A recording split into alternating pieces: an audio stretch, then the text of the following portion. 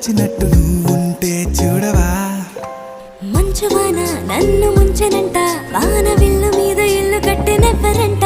ఈ లోకమంతా నిన్ను చూసినంట, ఏ దిష్టి నిన్ను తాకకుండా ఇంటిలోనే దాచుకుంటా. రంగు రంగు తారలన్నీ తొంగి తొంగి ఒక్కసారి చూస్తున్నా ఏంటిలా. ఆ పైన లేని వెన్నెలంత నేల మీదకొచ్చినట్టు నువ్వు